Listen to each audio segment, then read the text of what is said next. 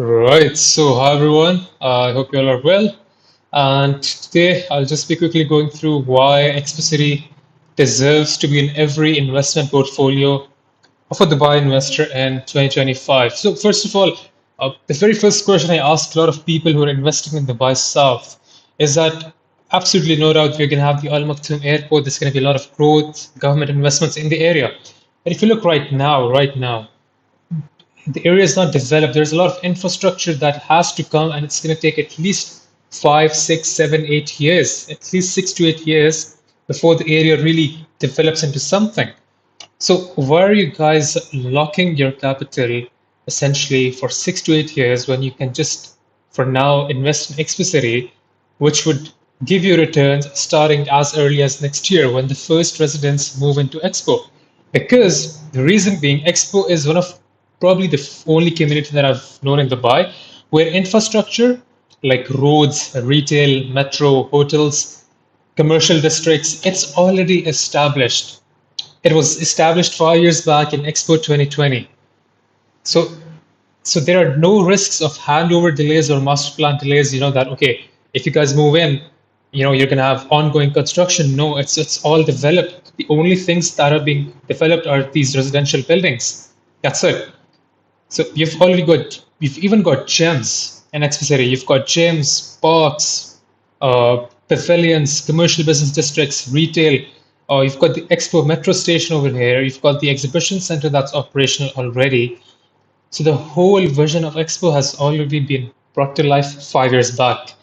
So that's one of the very first things which instantly makes Expo stand out. Of course, as I said, you don't necessarily have to wait for 4 or 5 years for construction to catch up. Now, moving on, the very biggest green flags for me personally about Expo is no private developers are allowed to build an Expo. So only semi-government or government developers like Imar, Aldar, and Expo City can develop within Expo City's land. Which means, of course, there's a lot more scarcity, limited inventory, and quality will be very high for government developers. There's lower risk and there's direct government investments. Aldar's not yet announced the project, but they've committed to build 6 towers in Expo City, which will be residential, commercial, and retail. And of course, Expo City is one of the areas part of Dubai's 2040 Urban Master Plan. The whole area was approved by Sheikh Mohammed himself, the ruler of Dubai. So he literally called Expo City this center of Dubai's future growth.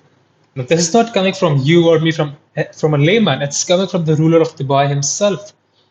That he's placing Expo at the center of Dubai's future growth, and that holds a lot of weight.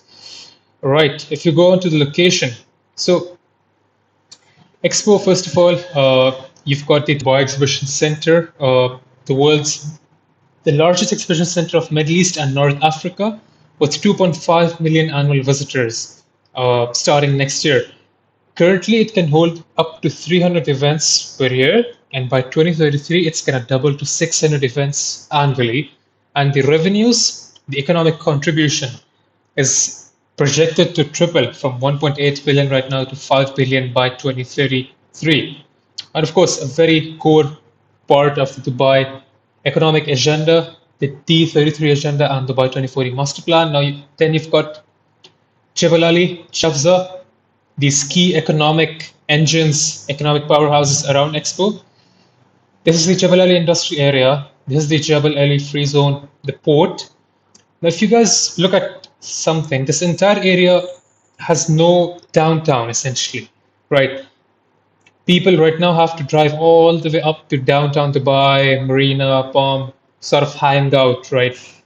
And what's going to happen with Expo is sort of going to become the downtown for people living in the south.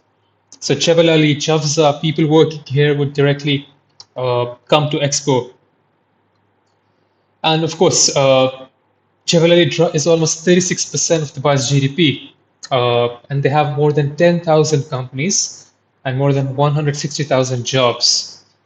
And not to even mention Al Maktoum Airport, which I'm not even speaking about, it's going to bring in an additional couple of thousand jobs across different sectors from aviation, real estate, logistics, supply chain. And all of these people would need accommodation nearby, good quality accommodation. Where's that accommodation going to come from? The whole area is not yet developed. Expo City is going to be the very first development for Dubai South where people will be moving to live in. Okay, and of course, then you finally got the Expo City business hub. Of course, you've got headquarters and offices from Emirates, DP World, Nestle, Siemens, some of the Fortune 500 companies globally, and multinationals. These are operational offices. And you've also got universities like Wollongong University that have established campuses in Expo City. So it's becoming an ecosystem for residential, educational, commercial living. And then, of course, you've got Dubai Investments Park on the other side. Over here, again, you're going to see a lot of demand from people in these areas. C-level, C-suite executives working here. Of course, you've got four major highways, Dubai's main arteries. You've got the Expo Road, E77. You've got E311, which is the Sheikh Mohammed bin Zayed Road. And over here, you've got Sheikh Zayed Road. So Expo is directly connected with all of Dubai's main highways and the major arteries of Dubai. Moving on, the numbers. So of course, Expo is only planned for 35,000 residents, which is what's essentially driving the demand. You have all of these people and jobs around Expo in Dubai South, and these people, Expo can only accommodate 35,000 residents.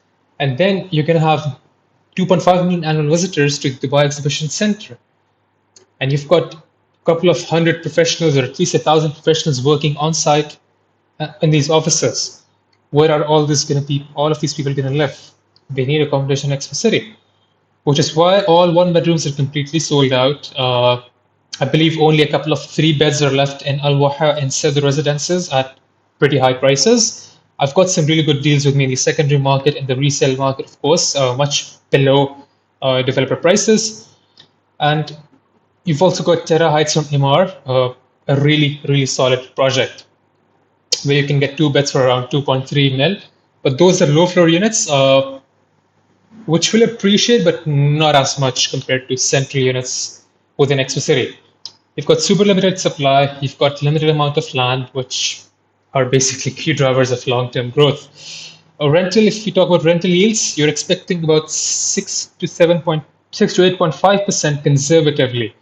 If you look at Rove hotels during Expo, they were charging 800 to 1,000 dirhams per night.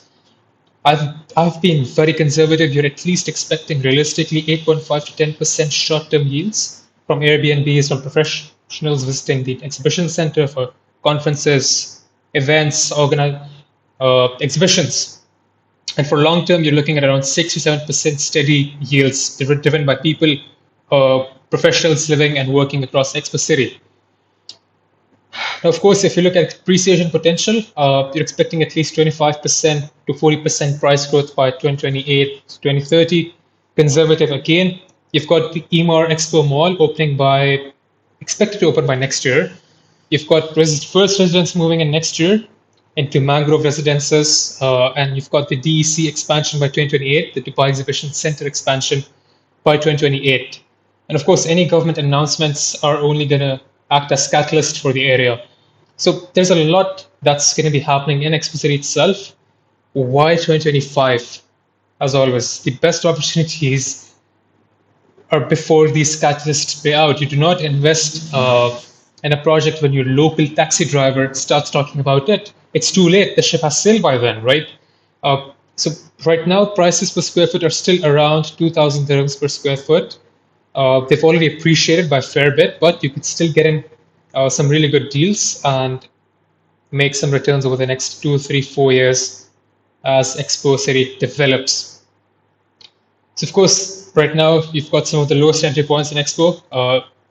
There's one of the most exciting areas, I believe, for long-term growth in Dubai, especially within Dubai South. And if I could just show you guys over here, you can have four main districts. You've got Expo Hills, Expo Fields, you're going to have your own school, hospital, you've got Expo Downtown area, you've got Expo Business Park over here, and you've got Expo Hills and Expo Valley where you've got townhouses and villas.